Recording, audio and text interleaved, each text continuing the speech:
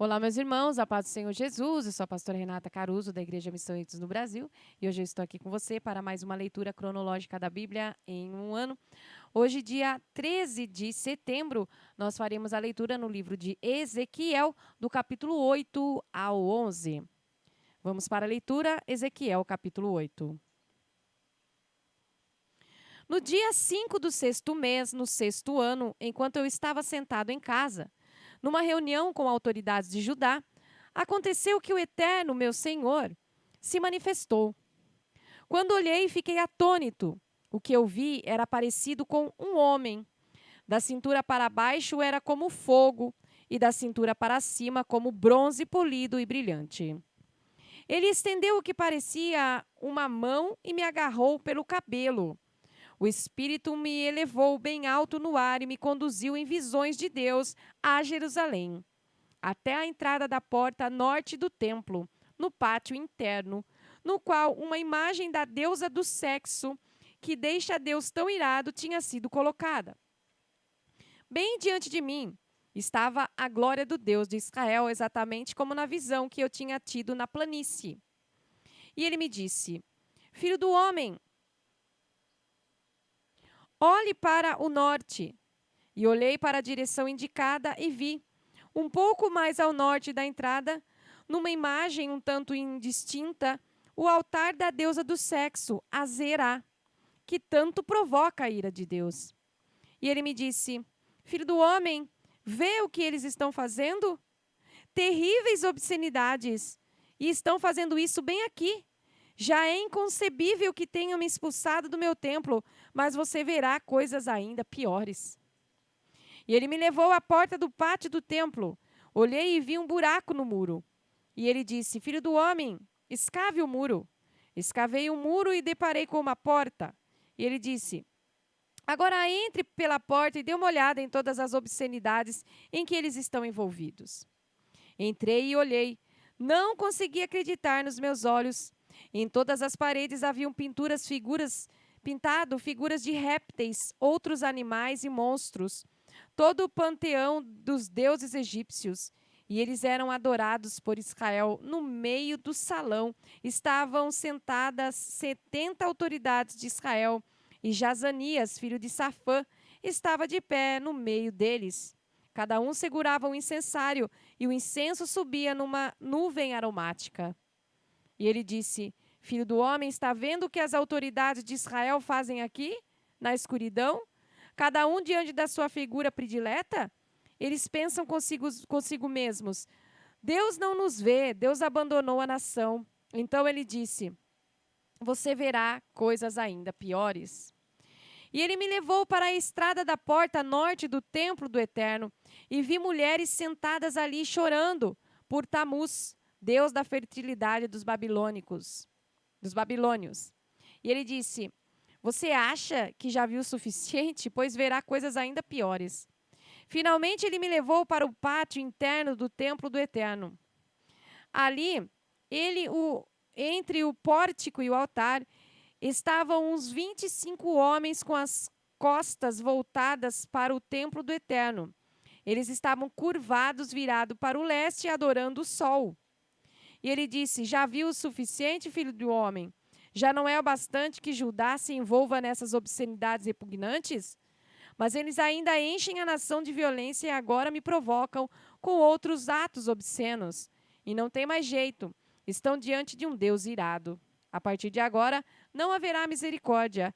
Eles podem gritar quanto quiserem, que eu não vou ouvir. Ezequiel capítulo 9.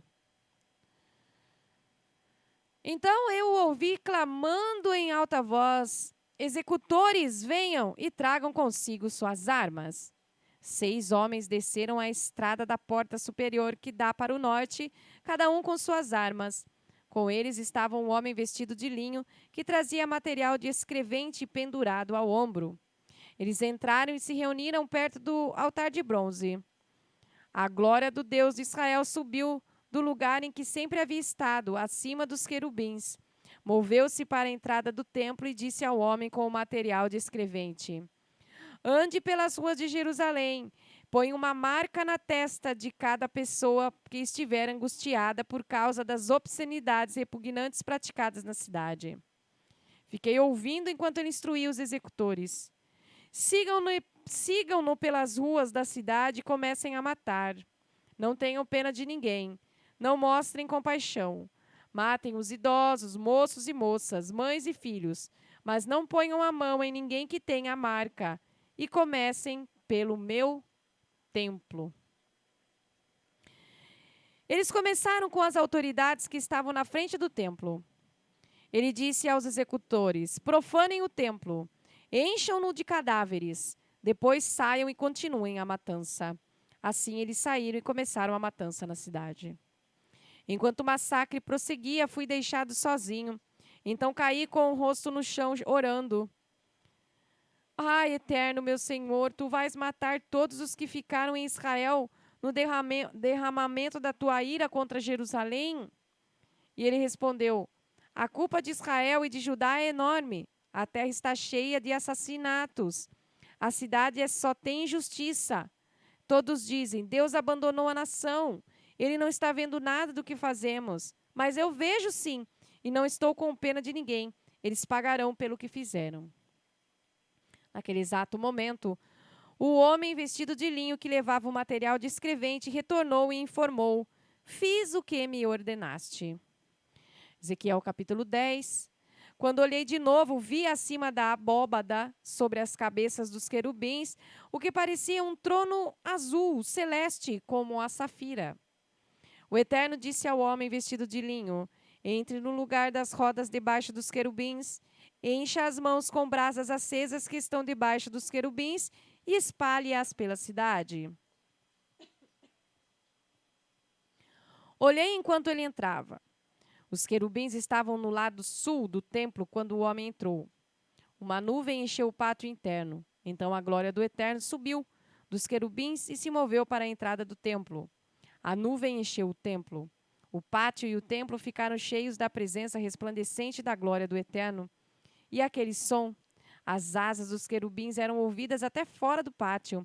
O som da voz era como a do Deus forte, um verdadeiro trovão. Quando o Eterno ordenou ao homem vestido de linho: pegue a brasa que está debaixo das rodas no meio dos querubins, ele foi e se pôs do lado de uma das rodas. Um dos querubins estendeu a mão para dentro do fogo, pegou algumas brasas e as depositou nas mãos do homem vestido de linho, e ele saiu com as brasas na mão. Algo parecido como uma mão humana era visto debaixo das asas dos querubins. Vi também 4 rodas ao lado dos querubins, uma roda ao lado de cada querubim. As rodas, quando giravam, tinham um brilho de diamantes ao sol. As 4 rodas eram semelhantes, cada uma com uma roda dentro de outra roda. Quando se moviam, podia ser para qualquer uma das 4 direções, mas sempre em perfeita linha reta. Para onde quer que os querubins fossem, as rodas se moviam em linha reta. Os querubins estavam cheios de olhos nas costas, nas mãos e nas asas. As rodas, da mesma forma, estavam cheias de olhos. Eu ouvi que as rodas eram chamadas rodas dentro de rodas. Cada um dos querubins tinha 4 rostos: o primeiro de anjo, o segundo humano, o terceiro de leão, o quarto de águia. De repente, os querubins desceram. Eram as mesmas criaturas que eu tinha visto junto ao rio Quebar. Quando os querubins se moviam, as rodas ao seu lado se moviam. Quando os querubins abriam as asas para se elevar do solo, as rodas os acompanhavam. Quando os querubins paravam, as rodas paravam. Quando os querubins se levantavam, as rodas subiam, porque o espírito daqueles seres estava nas rodas. Então a glória do Eterno deixou a entrada do templo e pairou sobre os querubins. Fiquei olhando enquanto os querubins abriam as asas e se afastavam do chão, e as rodas subindo com eles. Eles pararam diante da entrada da porta leste do templo, e a glória do Deus de Israel estava acima deles. Eram as mesmas criaturas que eu tinha visto anteriormente debaixo do Deus de Israel, perto do rio Quebar, e percebi que eram querubins. Cada um tinha 4 rostos e 4 asas. Debaixo das asas havia o que parecia mãos humanas. Os rostos pareciam ser os mesmos que eu tinha visto no rio Quebar. Cada um seguia sempre para a frente.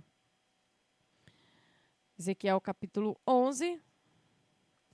Então o Espírito me levou até a porta do templo que dá para o leste. Havia ali 25 homens diante da porta, e reconheci as autoridades: Jazanias, filho de Azur, e Pelatias, filho de Benaia. E o Eterno disse: Filho do homem, esses são os homens que desenvolvem os projetos pecaminosos, que planejam todo o mal que se pratica nessa cidade.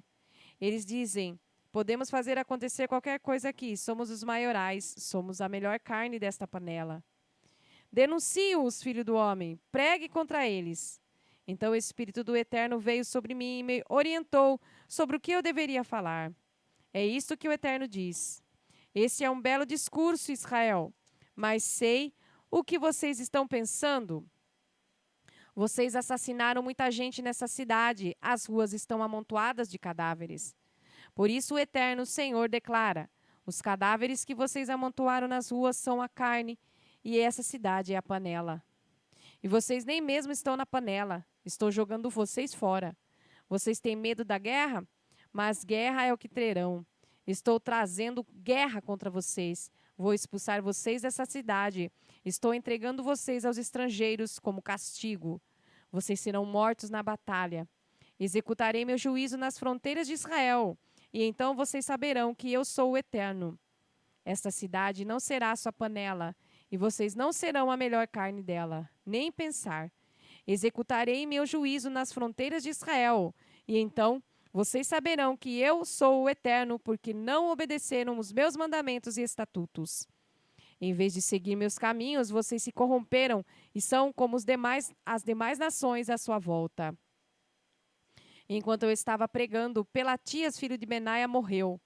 Por isso caí com o rosto no chão e orei em voz alta: ó Senhor Eterno, vais apagar completamente o que restou de Israel? E a resposta de Deus chegou: Filho do homem, seus irmãos, ou seja, todo o povo de Israel que está no exílio com você, são o povo de quem os cidadãos de Jerusalém estão dizendo: eles estão numa nação distante, distantes do Eterno. Essa terra nos foi dada como propriedade.